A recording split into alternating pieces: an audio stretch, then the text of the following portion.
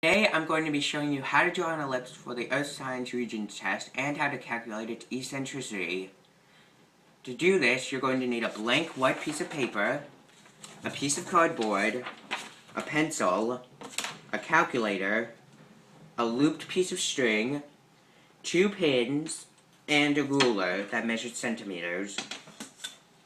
To start, we're going to take our white paper and fold it long way in half so it creates a major axis for our ellipse.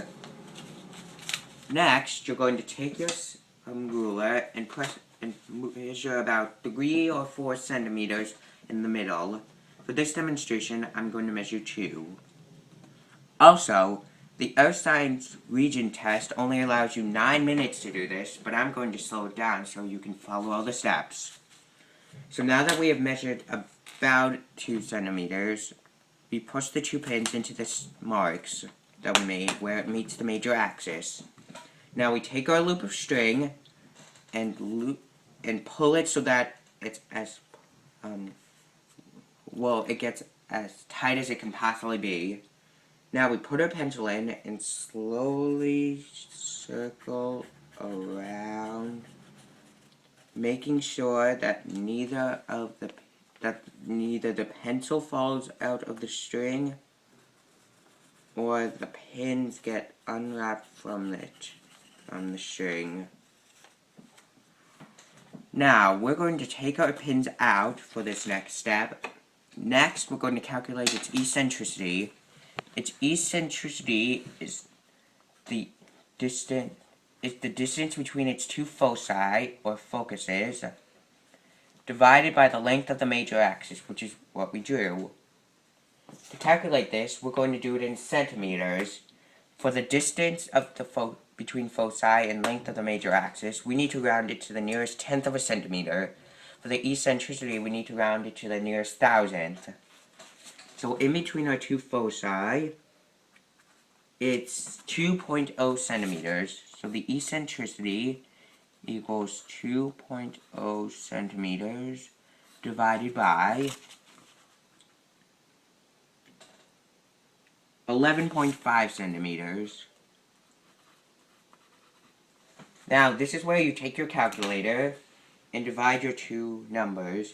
2.0 divided by 11.5 equals, so we got 0.173913, but as I mentioned before, we're rounding to the nearest thousandth, so the eccentricity of this orbit equals 0.174. Notice, for eccentricity, you don't put a unit on it. Next, we're going to be comparing it to one of the planets in the solar system. The planet I chose is Venus. Venus has an eccentricity of 0.007.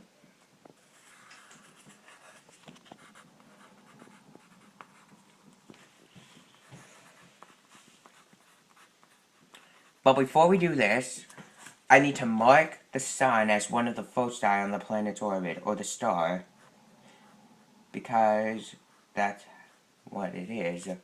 Then, we're going to mark where the planet moves fastest and has the highest velocity, which would be when it's closest to the star. So that would be exactly about right here, which I'm marking with an X. Now, back to comparing. As you can see, our eccentricity is closer to 1.0 than Venus's, which means ours is less elliptical than Venus's orbit. An ecliptical orbit is an orbit that's really close to just 0. If an orbit has an eccentricity of 0, then it's a perfect circle, which means that Venus's orbit is more elliptical. But if you want to get into eccentric, that's how closer it is to 1, which means our orbit would be more eccentric. So, the next step is writing a sentence that compares the two. I'm going to say it, then I'm going to write it down. My planet's orbit is more eccentric than Venus's orbit due to the fact that it is closer to a straight line and closer to having an eccentricity of 1. Venus's orbit, though, but Venus's orbit is more elliptical due to the fact that its orbit is nearly a perfect circle and only has an eccentricity of 0.007. Okay, so I believe that's all you need to know. Thanks for watching. Bye.